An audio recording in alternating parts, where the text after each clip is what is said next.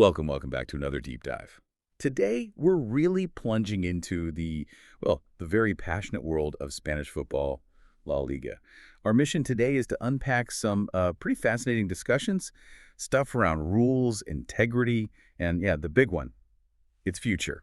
We've got a great source for this, a detailed YouTube transcript. It gives us a pretty direct line into some major debates happening right now. We're focusing on two main areas. They seem separate, but maybe they're not. First, there's a new rule change about how they announce referees. And second, we'll tackle that really hot topic.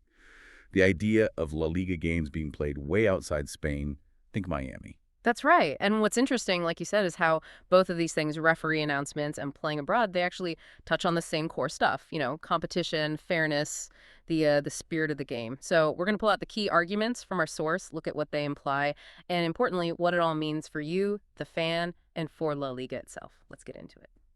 The referee rule change. Less time for pressure. All right. Let's kick things off with this referee rule. It might sound a bit, administrative, but it seems to have bigger ripples. So the source says, names of La Liga refs will now come out the day before the match, specifically before 4 p.m. That's new. What's the thinking here? Why this change now? Yeah, good question. Why 4 p.m. the day before? Why now?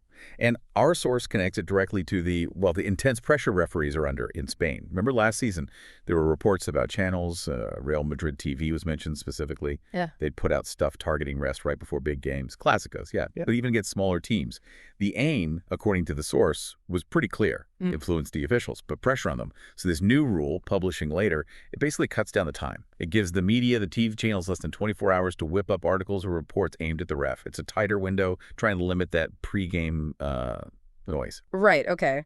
Less time for the media storm. But here's where the source gets critical, isn't it? They seem to say, okay, step one, but maybe not far enough. Yeah, the source argues the idea would be holding back the names until like an hour before kickoff, much later. Their point is revealing them the day before, even with less time, still opens that door. Exactly. It still allows some time for controversy, maybe threats, definitely unwanted pressure. The source basically asks, what's the upside of knowing the day before? We already know there's Spanish refs, La Liga refs. We know there's a main ref, linesman, VAR. Does naming them early help anything or just fuel the fire? That's a sharp point. And if you step back, it really highlights the scrutiny these officials are under. Not just in La Liga, but across pro sports. Yeah. It's not just the game. It's this whole ecosystem around it. Media, fans, the clubs themselves. Everyone looking for an edge. So this rule change tries to tackle one specific type of pressure, the sort of pre-planned media hit, which, for league integrity, trying to reduce external influence, that's pretty crucial. Makes you think, doesn't it? This balance between transparency and just letting officials do their job without all that noise. Yeah, absolutely. That balance is key. The Miami match debate. Is La Liga sacred? Okay, that referee point flows nicely into this next one, which is, let's say, generating even more heat. We're talking about this proposal. FC Barcelona playing a proper La Liga match, not a friendly, but a league match in Miami, against Villarreal. The source mentions big money involved, like 5 to 6 million euros for Barca. Villarreal gets compensated too for losing the home game, but Real Madrid has come out strongly against it, officially rejected it. So what's going on here? Why such a strong reaction against what looks like, a money spinner? Well, this really gets to the heart of what La Liga is, doesn't it? Yeah. Our source is firmly in the camp opposing this. They agree with Real Madrid's stance. The argument is that playing a league match, a competitive fixture that counts for points outside Spain, sets a really dangerous precedent. It's not just about the one game in Miami, it's the what next question. If this works financially, and let's be honest, it probably would, then other clubs will want in. And maybe Barca wants to do it again next year, play more games abroad. Where does it stop? Exactly. The source uses this phrase, the sacredness of La Liga. They mention following it since 2005, this deep connection, and they talk about the unique feel of each stadium, San Mamés and Bilbao, Villarreal's ground. La Ceramica, yeah. That atmosphere. Right. The source makes a distinction, playing the Supercopa abroad. Okay, maybe it's a Final Four, a one-off tournament. But regular league matches, that's different. Fundamentally different, yeah. The source says the essence of football includes that home and away rivalry, the packed stadiums, the hostile away crowds, 30, 40,000 fans against you. And the fear is this escalates. Miami today, then maybe New York, Australia. The source even throws out a Clásico in Saudi Arabia by 2028. Wow. It's about protecting that traditional structure, the home and away that defines the league. And that ties straight into sporting equity. Yeah. Fairness. The source makes a powerful point.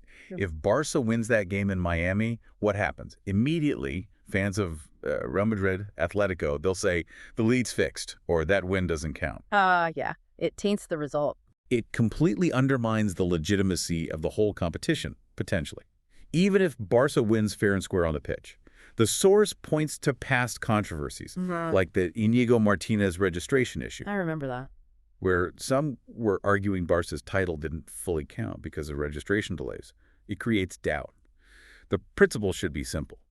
Real Madrid plays 38 games, Barca plays 38 games, 19 home, 19 away. For everyone, all 20 teams. A level playing field. Exactly.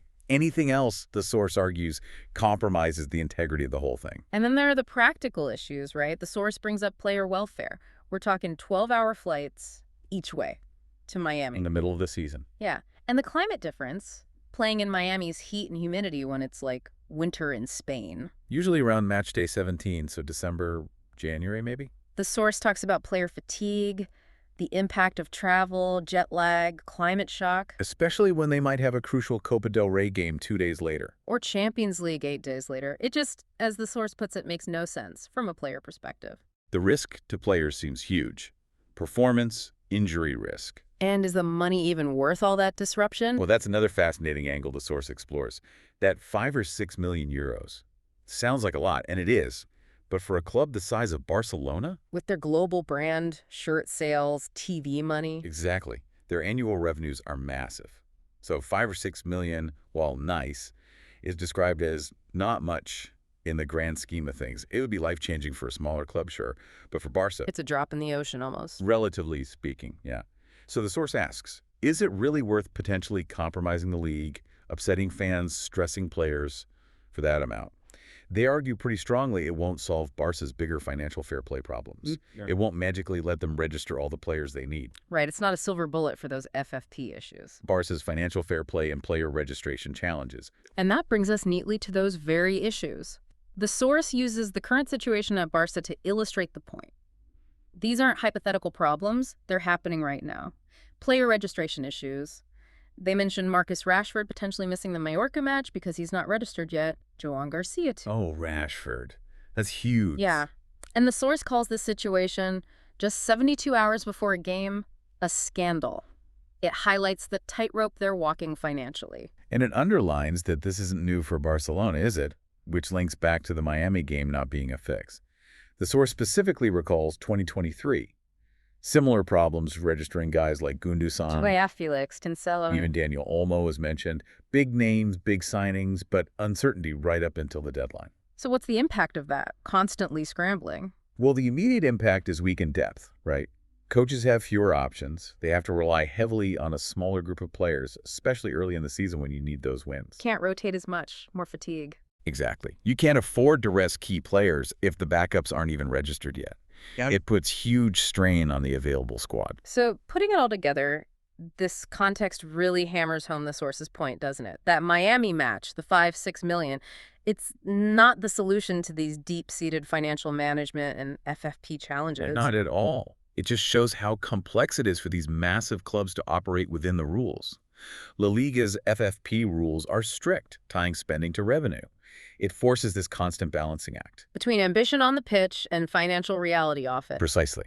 And struggling to register star players just shows how tough that balancing act really is. A one-off game in Miami doesn't change that fundamental equation. Outro. So this deep dive, it's shown us, I think, how even small things, like when you don't as a referee, how that can reflect these huge pressures in top-level football.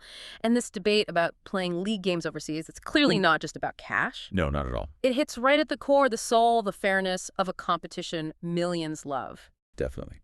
Both issues really highlight that constant tension, between tradition, the need for money in modern sports, and keeping things fair on the pitch.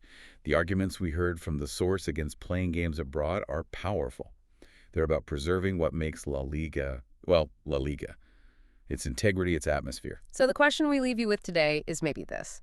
As sports keep getting bigger, more global, always looking for new money, How much is too much? What's the real cost when we start moving bits of our favorite leagues around the world?